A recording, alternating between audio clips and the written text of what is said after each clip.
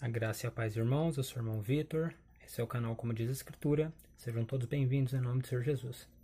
Como tema do nosso vídeo hoje, eu vou estar fazendo uma abordagem no livro do profeta Daniel, no seu capítulo 9, se não me engano, a partir do verso 24, sobre as 70 semanas. Mas eu queria fazer uma pincelada em alguns detalhes, porque no canal já tem um vídeo sobre as 70 semanas, e queria abordar especificamente sobre o povo do príncipe que há de vir, tá bom? Para a gente ver de que origem vem o anticristo e também tratar de alguns outros versos que falam sobre isso, amém? Então vou estar gravando na tela do celular, vão acompanhando por aí. Aqui está aberta minha Bíblia digital. Eu não vou utilizar a Bíblia Olive Tree porque ela está com problema na orientação da tela. Como ela não está deitando na tela, então para o vídeo ficar melhor eu vou utilizar essa daqui, tá bom? Daniel capítulo 9, acho que é a partir do verso 24. 70 semanas estão determinadas sobre o teu povo e sobre tua santa cidade, para cessar a transgressão, para dar fim aos pecados, para expiar a iniquidade, trazer justiça eterna, selar a visão e a profecia, e para ungir o Santíssimo.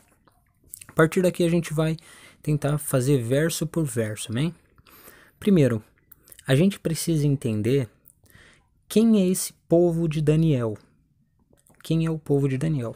Porque se você olhar desde o começo do contexto do capítulo 9, Daniel estava orando e suplicando pelo seu povo. E ele fala que ele suplica não somente pelos de perto, mas os de longe. Ele usa essa linguagem porque ele está se referindo não somente à tribo de Judá, né, a casa do sul, que é a casa de Judá, as duas tribos, Judá e Benjamim, mas ele está se referindo a todo Israel, né? Quer ver? A gente pode acompanhar aqui, deixa eu só localizar na minha Bíblia, no verso Daniel 9, a gente pode ver no verso 7, olha. A ti, Senhor, pertence a justiça, mas a nós a confusão de rosto, como hoje se vê. Aos homens de Judá e aos moradores de Jerusalém e a todo Israel, aos de perto, isso está se referindo aos judeus, e aos de longe, que são as outras 10 tribos, em todas as terras por onde tens lançado por causa da sua rebelião que cometeram contra ti.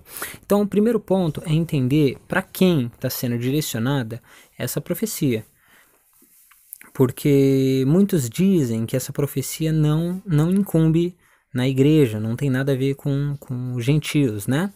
Mas se você não conhece o mistério das duas casas de Israel e como os gentios foram enxertados nessa oliveira, então você não vai ter a compreensão correta da profecia. Então eu indico para os irmãos, tem um vídeo do irmão Luiz no canal Reino Eterno, a qual ele explica sobre as duas casas de Israel. Também tem o canal do nosso irmão Israel Leais, que ele também trata sobre, que é o Reino de Deus, que ele trata sobre esses assuntos. E no canal ainda não tem o vídeo sobre esse assunto, mas em breve vou estar gravando. Então, como os irmãos já têm esses vídeos, eu indico para os irmãos, que também foi de lá que eu também tive esclarecimento sobre esses assuntos, amém? Então, o primeiro ponto é entender para quem é destinada essa profecia, e que a igreja também está destinada a essa profecia, os gentios, né? Entendendo isso, ele fala que 70 semanas estão determinadas para uma finalidade. Na realidade, são 7 finalidades, né? Primeiro ponto, quando essas 70 semanas concluírem, quando elas estiverem concluídas, os seguintes pontos têm que estarem feitos, né? Primeiro ponto, cessar a transgressão. A transgressão tem que ser cessada. Ou seja, ninguém mais pode cometer transgressão, não pode mais haver transgressão depois da conclusão das 70 semanas. Dar fim aos pecados. Fim de pecados aqui já explica, né? Não pode ter mais pecado. Para expiar a iniquidade. Todo o pecado tem que ser perdoado, tem que haver expiação por esses pecados. Justiça eterna. Olha só, isso daí tem a ver, né, com deixar tudo, trazer tudo de volta ao estado original, né? Justiça eterna. Julgar tanto os bons quanto os maus, uma justiça que é eterna. Selar a visão e a profecia. Selar é cumprir a visão e a profecia. Qual visão e qual profecia, né? A gente tem que saber, se a pessoa não sabe do que está falando isso daqui, dificilmente ela vai compreender, né, do que está falando. Isso daqui são visões que Daniel teve, principalmente do capítulo 8, selar a visão e a profecia. E depois ungir o santo dos santos. Isso daqui também é um ponto muito importante. Então, essas coisas, ao finalizar a 70ª semana, essas coisas têm que estar cumpridas. Muitas pessoas dizem que as 70 semanas já se cumpriram, mas eu queria perguntar para essas pessoas onde teve o cessar da transgressão, né? Porque existe transgressão sendo cometida nos dias de hoje ainda. Muitas pessoas cometem transgressão, né? Fim aos pecados. Ora, os pecados são cometidos ainda, não teve um fim de pecados, né? Aí falam, não, mas foi em Cristo que aconteceu tudo isso. Ok, Cristo, ele, né, foi posto por expiação dos nossos pecados, correto. Mas existe pecado ainda. Nós pecamos porque o nosso corpo ainda está sujeito à escravidão do pecado, né? O corpo que é feito de carne, ele ainda está sujeito, mas vai haver a glorificação dos corpos, ao qual esse corpo que é pecaminoso, ele vai ser revestido de mortalidade. E aí sim a gente já não vai estar mais propenso ao pecado. Então por isso eu digo que por causa desses pontos, por exemplo, justiça eterna não foi estabelecida ainda. Então essas coisas a gente consegue analisar que existe ainda um tempo para isso acontecer, né? Mas enfim, aí ele começa a explicação das 70 semanas. Ele diz, sabe, entende, desde a saída da ordem para restaurar e para edificar Jerusalém até o Messias, o príncipe, haverá 7 semanas e 62 semanas. Ponto importante. Muitos dos que não acreditam que a última semana é no tempo do fim, muitas dessas pessoas dizem, não, mas não existe lapso de tempo entre a semana 69 e a semana 70. Então eu gostaria que essas pessoas explicassem esse primeiro ponto. A própria profecia diz 7 e 62. Ela não diz 7, 62 e 1. Ela diz 7 e 62 até o Messias. E fala que os muros serão edificados, mas em tempos angustiosos. Você vê que aqui é a ordem do rei Artaxerxes, né? Que ele deu ordem para reedificar e restaurar Jerusalém. Ok, Neemias foi lá com aquele grupo e houve restauração do templo, durou 49 anos, que são 7 semanas. A profecia cumpre corretamente. Nesse ponto, ninguém tem contradição. Todo mundo concorda com esse ponto. O segundo ponto que ia haver 434 anos, desde a reconstrução até o Messias, e isso também não tem discussão, porque esse ponto é claro, né? Foi o tempo em que Messias se manifestou. E fala que as ruas e muros se reedificaram em tempos angustiosos, que foi o tempo da reconstrução ali, se a gente reparar, realmente foi um tempo de angústia e perseguição, né? Agora que é o ponto interessante. Depois das 62 semanas será cortado o Messias. Fala que ele está morto. Olha só. Primeiro, a gente entende que a profecia, a explicação que tem sido dada das 70 semanas, do verso 24 ao verso 27, é uma explicação linear. Ou seja, ele caminha para frente. Ele não fica indo e voltando, é linear. É uma explicação direta. E aí a gente consegue entender por quê. Porque, olha só, depois das 62 semanas, o Messias é cortado, ou seja, ele é morto. Você vê que quando cumpre as 62 semanas, ele foi morto. Mas não para si mesmo. E, olha só, Jesus ele morreu por volta do ano 30 ao ano 33, por aí, não tem uma precisão exata, né? Mas foi nesse período. A profecia, se fosse 70 semanas todas ligadas, bonitinhas e juntinhas, a gente ia perceber o que é. Que logo depois da morte do Messias ia citar a última semana, né? Ele ia citar a última semana. Mas a profecia não faz isso. A profecia pula para o ano 70. Pula cerca de 30 e poucos anos. E olha só, o que restava foram 7 semanas e depois foram 62 semanas. Então fica restando uma semana, que é um período de 7 anos. Então, não tinha necessidade da profecia pular do ano 33, do ano 30 ao 33 até o ano 70, porque ele já está pulando 30 e poucos anos. Então a profecia não tem coerência se se ela é toda unida, não teria coerência o texto apontar que existe esse lapso de tempo de pulo. Ele pulou 30 e poucos anos, então não teria lógica o texto ser estruturado dessa forma. Mas da maneira que o texto é estruturado, vamos ver. 62 semanas será cortado o Messias, mas não para si mesmo. O povo de um príncipe que há de vir destruirá a cidade e o santuário. Aconteceu no ano 70. As pessoas creem que foi General Tito, né? Mas quando a gente olha para os relatos de Flávio Josefo, a gente percebe que as tropas que foram comandadas pelo General Tito, na sua totalidade, eram tropas árabes.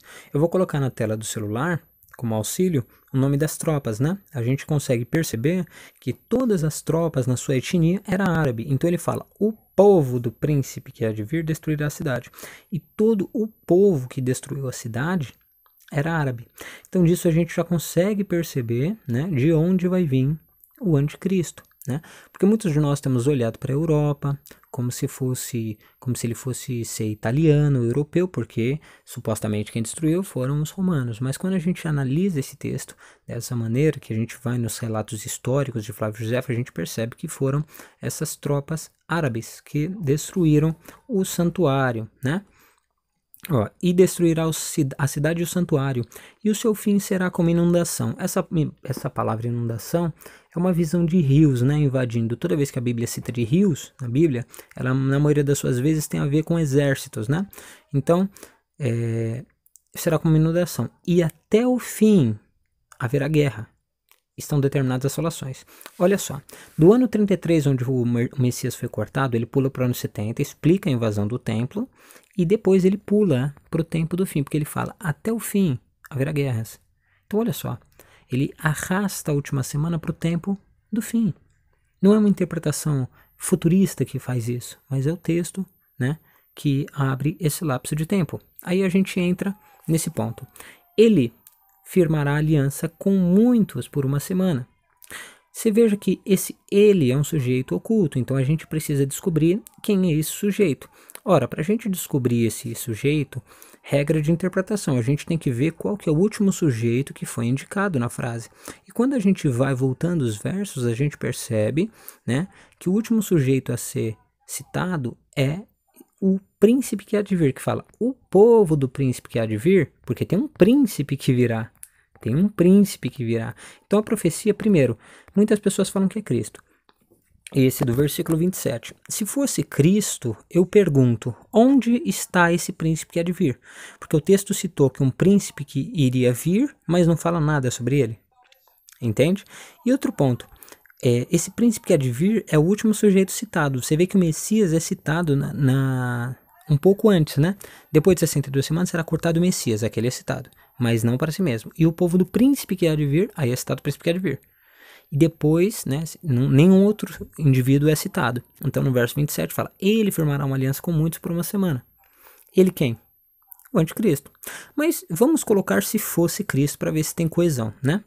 Ele firmará uma aliança com muitos por uma semana. Veja que a aliança que ele firma, essa aliança que eles falam que é Cristo que faz essa aliança, é por uma semana só. Não mais que uma semana. Então Cristo não fez uma aliança conosco por 7 anos, né? Porque já faz mais de 2000 anos que Cristo morreu, ressuscitou e foi elevado aos céus, né? Se fosse isso que aconteceu, então a gente não seria mais participante dessa aliança, porque a aliança foi por 7 anos, né? E outra coisa, veja aqui, se a gente acredita que ele firmou uma aliança com muitos durante uma semana, as pessoas dizem que o ministério dele 3 anos e meio, né? 3 anos e meio de ministério e depois mais 3 anos e meio depois de sua morte. Então, você vê que Cristo, teoricamente, ele não fez aliança no começo da semana, da suposta semana, mas ele fez no meio da suposta semana, porque foi no final do seu ministério que ele fala, este é o cálice da nova aliança, no final do seu ministério, não no começo. Então já não tem muita coesão dizer que ele é o sujeito que faz essa aliança com muitos. Outra coisa, ele fala, e na metade da semana fará cessar o sacrifício ou oblação. né? Esse sacrifício e essa oblação, se você olhar nas profecias do profeta Daniel, só existe um indivíduo que faz isso. Um indivíduo, que é o chifre pequeno.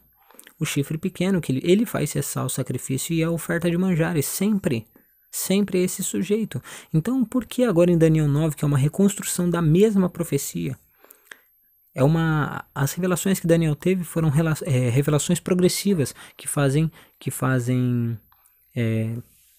eles falam do mesmo evento e são abordados de aspectos diferentes. Daniel 2 ele usa uma estátua, Daniel 7 ele usa aqueles 4 animais, depois Daniel 8 ele usa o bode e o carneiro, mas ele fala das mesmas coisas. Em Daniel 9 ele fala que das 70 semanas, dando uma linha do tempo dos ocorridos, e em Daniel 10, 11 e 12 ele explica com mais detalhes, falando também daquele rei do norte, rei do sul, ele fala muito disso. Então, a gente tem que entender de quem que está falando. Se está falando que vai cessar o sacrifício e oblação, está falando do sujeito que já citou antes, que se a gente for olhar o restante das doutrinas de Daniel, aliás, das revelações de Daniel, a gente vai conseguir entender que está falando do chifre pequeno. E fala sobre as asas das abominações virá o assolador, isso até a consumação, e o que está determinado será derramado sobre ele. Então, quando a gente consegue compreender que é o anticristo, aí sim faz muito sentido. Por quê? Porque em Apocalipse, em Daniel é citado sempre aquele negócio: tempos e metade de um tempo, 1260 dias, 3 anos e meio, né? 3 dias e meio, 42 meses. Isso tudo é essa metade dessa semana que Daniel fala, né? Então, se a gente despreza que essas 70 semanas não foram arrastadas para o tempo do fim, então como que a gente consegue conectar com o que está dizendo em Apocalipse, né? Porque tem muita gente que fala que já se cumpriu, mas lembra que eu falei no verso 24 que tem as 7 maravilhas para se cumprir? Então fica um negócio forçoso, fica sem explicação, sem conexão bíblica, né? Então eu acredito que é mais coerente a gente interpretar dessa maneira, deixando o próprio texto se explicar. Eu queria compartilhar uma coisa, mostrando de novo de onde vem o anticristo, né? Se vocês olharem aqui, ó, em Números 25, Números não, perdão. Acho que deixa eu só encontrar aqui, irmãos. Números... É difícil trabalhar com 2 bíblias. Eu vou tentar localizar rápido aqui, peraí.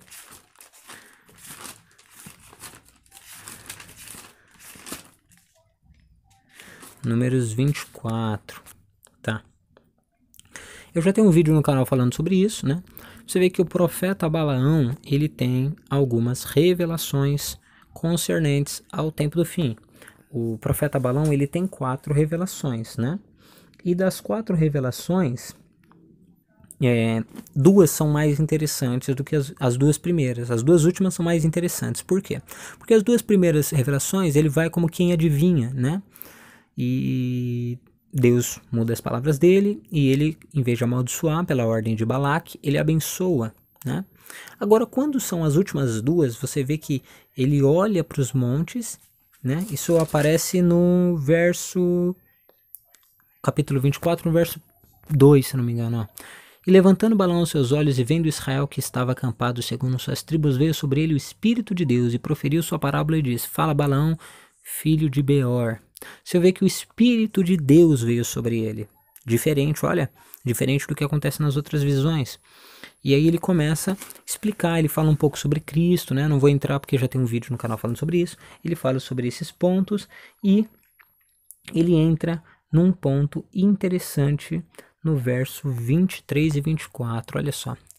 E ele começa a falar de alguns povos aqui, né? Eu vou ler do verso 20 em diante. E vendo os amalequitas, proferiu sua parábola e disse: Amaleque é a primeira das nações, porém o seu fim será destruição para sempre. E vendo os quenitas, proferiu sua parábola e disse: Firme está a tua habitação e puseste teu ninho na rocha ou na penha. Todavia o quenita será consumido, até que Ashur te leve prisioneiro. Olha, esse Ashur, para quem não sabe, a tradução correta é Assíria, né? O império da Assíria. E proferindo ainda sua parábola disse: Ai, quem viverá quando Deus fizer isto? As naus virão das costas de Quitim, que seria como se fosse Tiro, né? E afligirão Assur, Em outras traduções, humilharão Assur, ou seja, os navios das costas de Quitim humilharão a Síria e também afligirão a Éber, e a quem também será destruição para sempre. Então Balaão levantou-se e voltou para o seu lugar, também Balaque foi pelo seu caminho. A pergunta é, o que isso tem a ver com o anticristo e o que isso revela de onde vem o anticristo? Se você for ver, o império da Síria, né, a capital era Nínive, onde é o atual Iraque, a cidade de Ninawa, né? Então, a descendência desses povos são povos árabes na sua grande maioria, né? Nos tempos de hoje. Pela sua localização geográfica, a gente entende que são povos árabes. Se a gente olhar em Daniel capítulo 11, eu quero que os irmãos guardem bem o que está escrito, né, no verso 24, que navios virão das costas de Quitim, das praias de Quitim, e humilharão Ashur, ou Assíria, né? Quando a gente olha o verso 30, Daniel 11, verso 30, diz assim, porque virão contra ele. Esse ele quem, né? Você tem que ver de quem que está falando. É aquela regra que eu disse para os irmãos, né? De interpretação. A partir do verso 21, começa a citar de um sujeito. Que aqui ele fala daquela menção do rei do norte, rei do sul, né? Diz assim, depois se levantará em seu lugar um homem vil. Esse homem vil é o homem da iniquidade que Paulo cita, o chifre pequeno, né? Ao qual não tinham dado dignidade real, mas ele virá caladamente e tomará o reino com engano. Com braços de uma inundação serão varridos diante dele, serão quebrados também o príncipe da aliança. Depois do concerto com eles, usará de engano e subirá e se tornará forte com pouca gente. Virá também caladamente aos lugares mais férteis da província e fará o que nunca fizeram seus pais, nem os pais de seus pais, e repartirá entre eles a presa e os despojos e os bens, e formará seus projetos contra as fortalezas, mas por certo tempo. Suscitará sua força e sua coragem contra o rei do sul. Com um grande exército, o rei do sul se envolverá na guerra com um grande e muito poderoso exército, mas não subsistirá porque maquinarão projetos contra ele. E os que comerem seus alimentos destruirão o exército e serão arrasados, cairão muitos mortos. Também esses dois reis, rei do norte e rei do sul, terão um coração atento para fazer o mal, e uma mesma mesa falarão mentira, mas isso não prosperará porque ainda o fim virá no tempo determinado. Então tornará para sua terra com muitos bens, e seu coração será contra a santa aliança, e fará o que lhe aprover, e tornará para sua terra. No tempo determinado, olha só, tornará a vir em direção ao sul, mas não será a última vez como foi a primeira. Você vê que aqui está falando do anticristo. Eu li tudo isso para mostrar que está falando do anticristo, esse homem vil, né? No tempo determinado tornará a vir em direção ao sul, mas não será a última vez como foi a primeira, porque virão contra ele navios de Quitim, e lhe causarão tristeza. E voltará e se indignará contra a santa aliança e fará o que lhe aprover, voltará e atenderá aos que tiverem abandonado a santa aliança. Primeiro ponto, você vê que esses navios que vêm da costa de Quitim e entristecem, na profecia de Balaão mostra que eles entristecem Ashur, que é a Síria, né? E aqui se refere ao anticristo, é uma conexão direta de textos, mostrando que o anticristo procede de Ashur, ou seja, quando você olha aqui, lá em Apocalipse 13, se eu não me engano, que essa besta tem 7 cabeças e 10 chifres, né? E esse chifre pequeno procede dos 10 chifres, procede das 7 cabeças. Essas 7 cabeças são 7 impérios. Quando a gente consegue conectar e entender as profecias, entende que está falando de Egito, Assíria, Egito, Babilônia, Média Pérsia, Grécia, Roma e o reino final, né? O reino que é dos 10 chifres. Quando a gente consegue compreender isso, fala que ele procede dos 7 e caminha para a destruição, que é uma cabeça que foi ferida de morte, porém volta. Então a gente entende que ele vem da Síria, não só por essa profecia, mas por outras. Por exemplo, Ezequiel 38, 39, que fala de Gog e Magog, a gente consegue compreender, depois que a gente estuda com cuidado, que está se referindo a ele. Então, a partir desse ponto, a gente consegue entender que ele vem da localização da Assíria, né? Esse antigo império assírio, que hoje em dia é o território do Oriente Médio, né? Que cobre o espaço onde existe a maioria da etnia árabe, né? E quando a gente consegue entender isso, aí a gente olha para o verso 31, e braços serão colocados sobre ele, que profanarão o santuário e a fortaleza, e tirarão o sacrifício contínuo, estabelecendo a abominação desoladora. Olha só, o sujeito que faz cessar o sacrifício, voltando nas 70 semanas, é ele, é o anticristo, né? Então, com isso a gente consegue ter uma compreensão mais correta do que o texto assim está nos dizendo, tá bom? Eu queria fazer só esse vídeo simples, espero que eu tenha acrescentado no conhecimento dos irmãos. Qualquer dúvida deixa nos comentários, não deixa de deixar seu like, não se esqueça de deixar seu like, de compartilhar o vídeo no Facebook e se inscrever no canal e ativar as notificações para que você sempre esteja ciente de quando um vídeo novo for lançado. Agradeço a presença dos irmãos, que Deus abençoe e fica na paz do Senhor Jesus Cristo.